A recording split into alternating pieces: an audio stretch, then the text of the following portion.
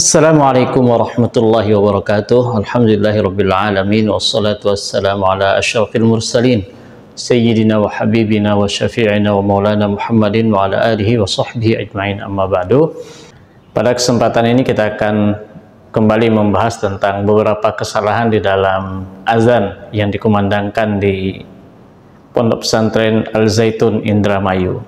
Seperti yang sudah kita jelaskan, dan ini ternyata memang merupakan tradisi atau sesuatu yang sudah dibiasakan di Pondok Pesantren Al Zaitun, yaitu azan dengan membelakangi kiblat atau tidak menghadap kepada kiblat.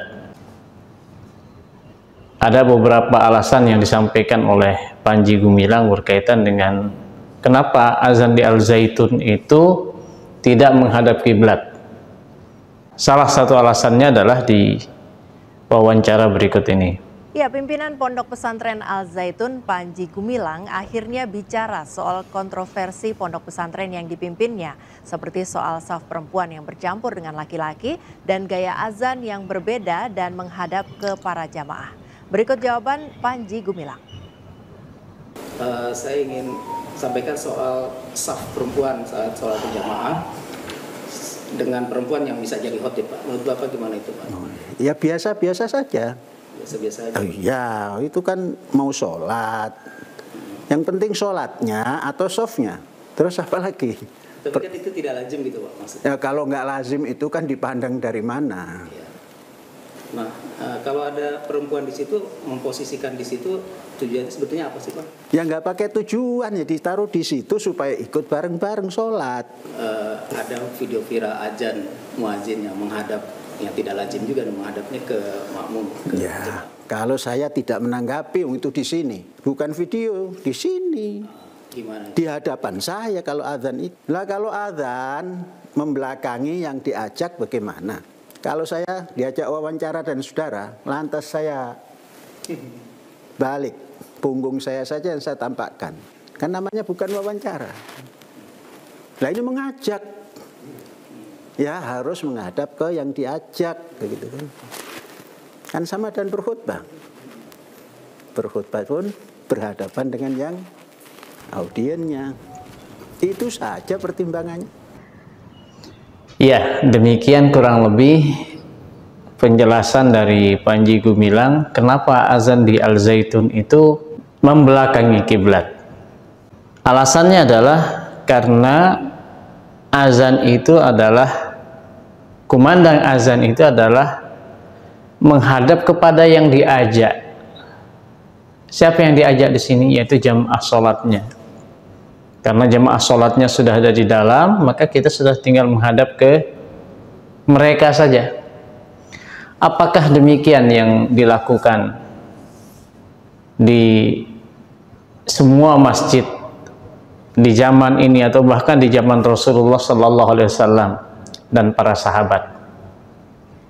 Apa betul demikian yang dilakukan oleh mereka? Ternyata kalau kita melihat atau membaca karangan atau penjelasan dari para ulama tentang menghadap ke kiblat ini, mereka itu adalah tetap menghadap ke kiblat walaupun jamaahnya itu sudah ada di dalam. Ya. Bagaimana azannya Bilal bin Rabah, kemudian azan para sahabat-sahabat yang lain, para ulama itu sepakat bahwasanya mereka menghadap ke kiblat. Tidak ada yang membelakangi kiblat. Dengan asumsi atau dengan pertimbangan jamaah pada waktu itu sudah pasti mereka berada di dalam masjid, apalagi ketika Rasulullah SAW berkhutbah. Nah, jadi kalau kita melihat yang benar itu adalah justru menghadap ke kiblat ini sangat-sangat diutamakan ketika mengumandangkan azan. Lalu apakah dengan kita membelakangi itu ibaratnya adalah tidak memperhatikan jamaah? Ya tidak. tetap saja kita memperhatikan jamaah atau kita menghargai jamaah itu sendiri.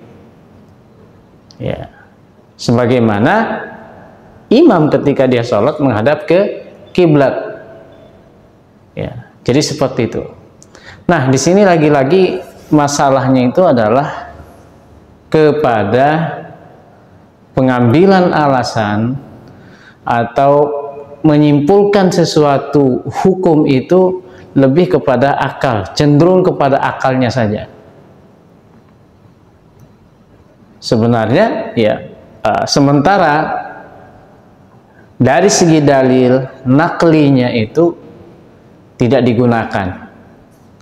Nah, inilah yang sangat diwanti-wanti oleh Al-Imam Ali radhiyallahu anhu, yang beliau mengatakan, "Lau kana ad-dinu bir-ra'yi", andai saja agama itu selalu diukur dengan otak, lakana asfalal khuffi aula bil mashi min a'lahu, maka bawahnya khuf, bawahnya sepatu itu lebih utama untuk diusap dibandingkan dengan atasnya. Kenapa? Karena memang di bawahnya itu kan banyak kotoran yang lebih berpotensi untuk menginjak kotoran itu adalah di bawahnya. Tapi ternyata beliau mengatakan, fa inni ra'aitu Rasulullah sallallahu alaihi wasallam, aku melihat Rasulullah sallallahu alaihi wasallam itu yamsahu a'lahu au kama qala. Ya.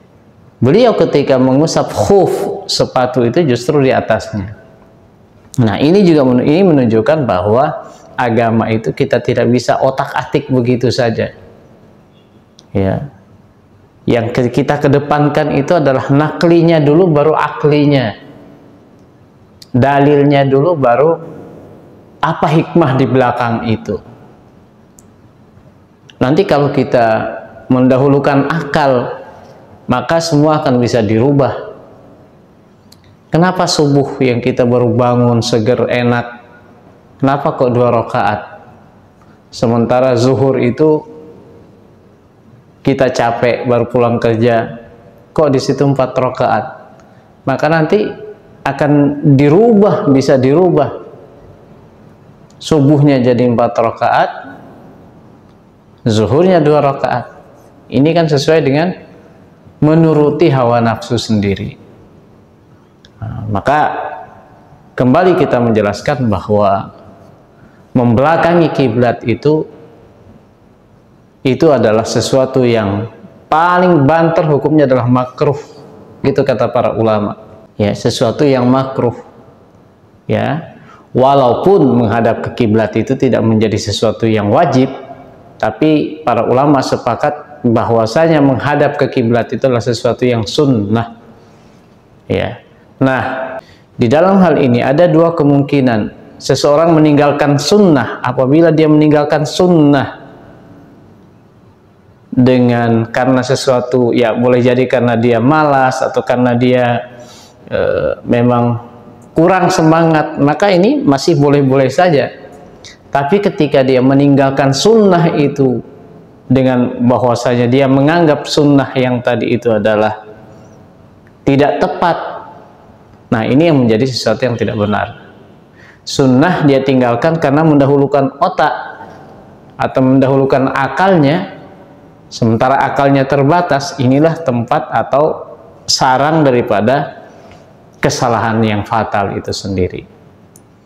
Nah, demikianlah sahabat belajar azan channel yang dimuliakan Allah, berkaitan dengan kesalahan ya di dalam argumentasi atau mendalilkan membelakangi kiblat di saat azan. Ini perlu untuk kita ketahui. Ya, azan itu adalah mengajak untuk sholat, tapi ada tata caranya yang harus kita ikuti. Bagaimana azannya para sahabat, bagaimana azannya salafus soleh terdahulu. Ya, ketika mereka azan di ketinggian, di menara atau di gedung yang tinggi, di tempat yang tinggi zaman dulu, mereka tetap menghadap ke kiblat. Nah, sekarang dengan adanya pengeras suara itu sudah jauh, ya, otomatis jauh lebih utama kita menghadap ke kiblat. Karena ini sebagai bentuk kita menghormati lafaz-lafaz atau kalimat-kalimat thayyibah yang kita baca tadi itu. Mungkin kita sedikit menyinggung tentang hukum daripada shaf wanita. Ini juga kalau kita mendahulukan akal maka akan ceroboh kita, akan fatal. Sementara Rasulullah Sallallahu Alaihi Wasallam mengingatkan, ya, khairu sufufir rijal awwaluha wa syarruha akhiruha. Sebaik-baik safnya laki-laki itu adalah yang paling depan. Apa maksudnya khair di sini? Ini adalah yang paling utama pahalanya. Sementara seburuk-buruknya adalah yang paling akhir. Artinya itu menunjukkan bahwasanya bukan berarti orang tidak harus sholat jamaah ketika dia tidak mendapatkan shaf pertama, tidak. Ya, dia pahalanya lebih sedikit ketika dia di belakang. Ini untuk shaf laki-laki. Sementara shaf perempuan, kata Rasulullah Sallallahu Alaihi Wasallam, wa khairu sufufin nisa akhiruha wa syarruha awwaluha. Sebaik-baik shafnya perempuan itu adalah yang paling belakang dan yang paling buruk adalah yang di depan. Ini ketika sholat jamaah dilakukan. Berbeda ketika sholat jamaah itu adalah hanya untuk wanita saja. Maka para ulama mengatakan tetap sebaik-baik shaf itu adalah yang di depan bagi wanita ketika dia berjamaah khusus. Nah, ini untuk apa? Untuk menjaga jangan sampai ada bercampur di situ antara laki-laki dengan perempuan dan seterusnya. Wallahu a'lam bishawab. Demikian sahabat belajar Adzan channel yang dimuliakan Allah, semoga bermanfaat dan terima kasih atas segala perhatiannya. Wassalamualaikum warahmatullahi wabarakatuh.